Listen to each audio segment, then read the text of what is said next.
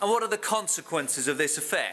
Well, in the Victorian era, there was no effective contraception for women, meaning that sexual intercourse with a fit, healthy young woman, such as Hetty Sorrel, would most likely end in pregnancy. Nowadays, a modern equivalent of Hetty would almost certainly be on the pill. But it was only in the 1960s that the contraceptive pill was invented and made available to women via doctors. As this documentary, The Pill at 50, indicates, it transformed the lives of women. What the pill helped was for women to start to define our own sexuality, because it was the first time that you could use birth control without men's permission. First of all, if a woman were single, she could certainly engage in sexual relations outside of wedlock without the fear of an unwanted pregnancy, and so could her male partner. Nowadays, single parenthood is incredibly common, and even though right-wing newspapers may occasionally bemoan the supposed cult of young women of a certain class deliberately getting pregnant in order to obtain a council house and benefits, there is no real shame in having a baby outside wedlock.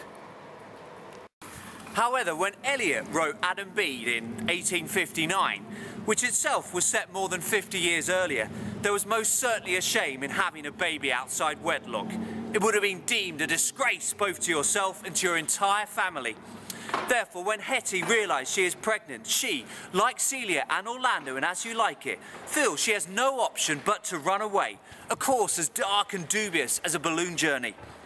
Whereas Celia's initial thought is to seek her uncle in the Forest of Arden, Hetty's heart pangs for Arthur, a captain in the army who has been based in Windsor. A crazily long journey from the Midlands for a woman who has barely ever left the confines of her village and is in the advanced stages of pregnancy. Eliot highlights her terrible mental anguish and suffering during this journey at the beginning of chapter 37. Hetty was too ill through the rest of that day for any questions to be addressed to her, too ill to think with any distinctness of the evils that were to come. She only felt that all her hope was crushed. Nowadays, when we think of a pregnancy, the majority of us in the Western world think of it as a reason to celebrate.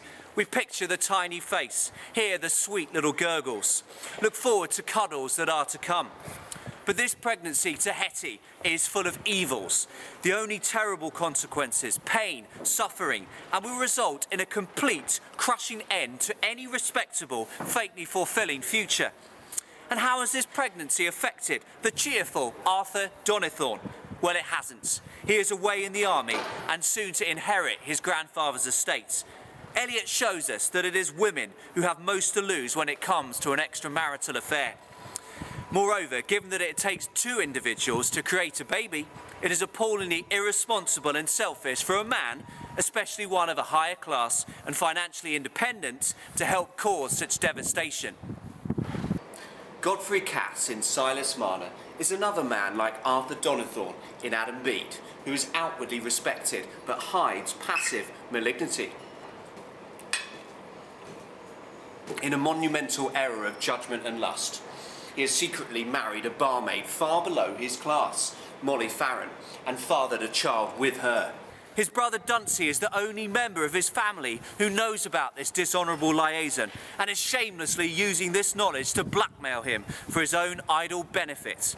Just as Arthur is able to head off and pursue his career in his regiment as Captain Donnithorne, while Hetty's pregnant stomach expands and mind rapidly deteriorates, so Godfrey is able to continue his life as a fine young gentleman who co-hosts society functions and flirts with society women, while his wife struggles and suffers alone in poverty. This arrogant selfishness is highlighted best on New Year's Eve, when Godfrey's father holds a long-established and old-accustomed feast.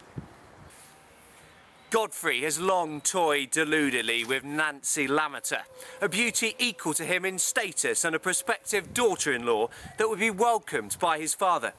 However, he is obviously not available, and in persisting in his occasional apparent pursuit of her, he is both disrespecting Nancy herself and showing a terrible disregard for Molly, a woman he chose to marry, remember.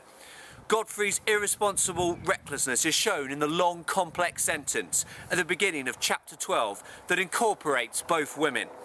While Godfrey Cass was taking draughts of forgetfulness from the sweet presence of Nancy, willingly losing all sense of that hidden bond, which at other moments galled and fretted him so as to mingle irritation with the very sunshine. Godfrey's wife was walking with slow, uncertain steps through the snow-covered Raveloe lanes, carrying her child in her arms. Godfrey's higher class and his status as a man. Unlike the arguably unfortunate sex, men show no telltale outward signs of disgraceful sexual liaisons, enable him to literally and figuratively intoxicate himself with the pleasures of flirtation and idle dreams about a currently impossible future. The image of Godfrey taking draughts of forgetfulness conjures up images of deep swigs of comforting beer and jars horribly with the adjectives used to describe his wife, bringing his child to him in freezing temperatures, slow and uncertain. While Godfrey resides in warmth and comfort, able to temporarily forget the usual inconvenience and irritation of being married, his actual wife is soon to freeze to death outside as a direct result of his negligence. But Eliot paints a more complex picture. Yes, Godfrey's passive malignity and willful selfishness ruin Molly's life and contribute to her death. She only chooses to walk to his house on New Year's Eve as an act of revenge following his words that he would sooner die than acknowledge her as his wife. But her drug addiction wields similar force. The narrator reveals Molly knew that the cause of her dingy rags was not her husband's neglect, but the demon opium to whom she was enslaved body and soul. The strength of the adjective demon shows the paralysingly malign effect opium, used in modern days to make the illegal drug heroin, can have. It can act as an evil spirit, one which is almost impossible to control or escape from its clutches. Opium is so powerful that it enslaves you, removes your freedom to act independently. Even now, look at this family in long-suffering Afghanistan. In a village in northeastern Afghanistan, it's just past 8 in the morning at Islam Beg's house, and the family is already curled up around a burning opium pipe. They include his 1-year-old grandson. No one looks twice as his aunt blows the opium at him. And it's not just opium that helps Molly Farron's wretched existence spiral into hell, but alcohol too. In chapter 3, Dunsey taunts his brother about being unable to live with his drunken wife. So clearly Molly Farron is not a paradigm of virtue, or more importantly, she's not Nancy Lammeter, and in modern days would perhaps be urged to attend weekly meetings of Alcoholics and Narcotics Anonymous. However, does that mean she deserves to be thought of in the following way by her own husband? Godfrey felt a great throb. There was one terror in his mind at that moment. It was that the woman might not be dead. That was an evil terror, an ugly inmate to have found a nestling place in Godley's kindly disposition. The tone of Eliot's narrative is ironic, with a huge contrast between the description of Godfrey's nature as kindly and what he is secretly, desperately hoping and yearning for, the death of his wife or the woman. Once again, Eliot is showing us that it is women who have most to lose from ill-conceived, secret relationships. Unlike Hetty Sorrell, Molly Farron does have a go at bringing up her child on her own, but she never had a chance at a fulfilling life due to her husband's indolent cruelty. No wonder she took refuge in drugs in a doomed attempt to bring a flash of joy to her miserable life. In Silas Marner, the ultimate effect of Godfrey's passive malignity is to cause death, the death of his first wife. And what about the effects of malignity in As You Like It?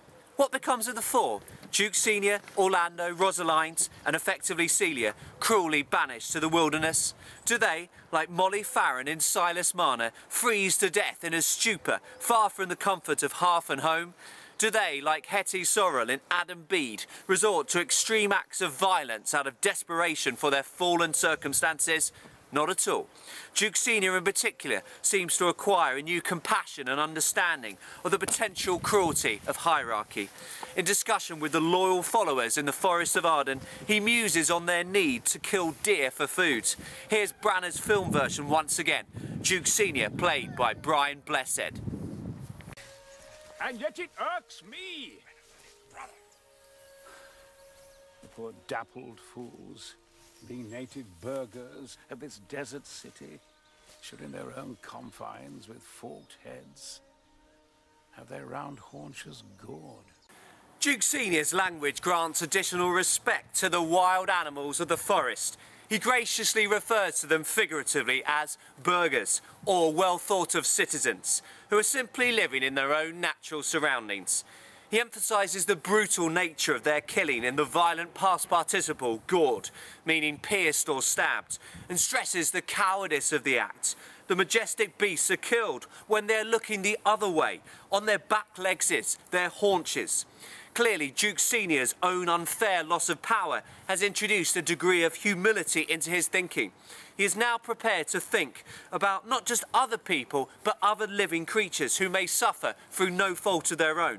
Note that this does not mean that Duke Senior has suddenly become a vegetarian or will now refuse to have anything to do with hunting, but his own fall has given him the opportunity to become more reflective about justice, more sensitive to the needs of others.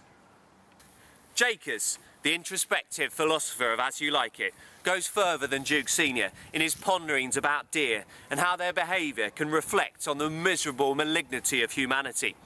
Quoted presumably accurately by the First Lord, he refers to a wounded deer ignored by a passing herd.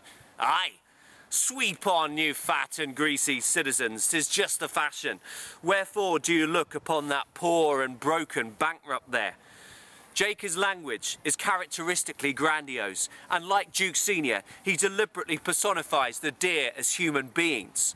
But whereas respect for humanity is implied in Duke Senior's noun burghers, cynicism drips through Jakers' adjectives fat and greasy, and the rushing disdainful movement of the verb sweep.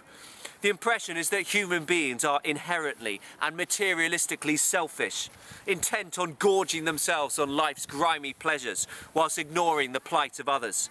For Jakers to make such sweeping conclusions on human beings from just watching the movement of deer in a forest perhaps says more about his own character and propensity towards melodramatic theorising than anything else. Nonetheless, what is clear from both Jakers and Duke Senior's words is that a rustic existence, which has been thrust upon him by the evil actions of those in the city, can allow a deeper contemplation of what we should and shouldn't be doing as human beings. So As You Like It shows that there can be benefits to evil. Good can come from a potentially catastrophic event. But Shakespeare also shows us that the perpetrators of evil may benefit from their malignity in the short term, but not in the longer term. Duke Frederick may enjoy the fruits of power for a short period, but he relinquishes his claim to the crown after a meeting with an old religious man. In that magical place where good always ultimately triumphs, the Forest of Arden. Oliver too, the eldest brother who so vindictively took again his younger brother, also recognises his past evil and tells Orlando, "My father's house and all the revenue that was old Sir Roland's will I estate upon, and here live and die a shepherd." In a similar way in Silas Marner, Eliot's moral code decrees that Godfrey Cass is destined to have no children with his second wife Nancy, which seems a just retribution for the pain and selfishness he has inflicted upon others. As a result, dissatisfaction with his existence seeps through his everyday actions, in spite of his life of wealth and apparent comfort. In conversation with her sister Priscilla, Nancy describes her husband's restlessness. It's natural he should be disappointed at not having any children. Every man likes to have somebody to work for and lay by for, and he always counted so on making a fuss with them when they were little. If only he could be contented. Nancy's love for her husband is shown in her desire not to criticise him, to selflessly explain why he may feel frustrated at her childlessness without mentioning her own feelings at all. However, it is hard for the reader not to feel that the Cass's lack of children is a fair return for earlier sins committed by Godfrey.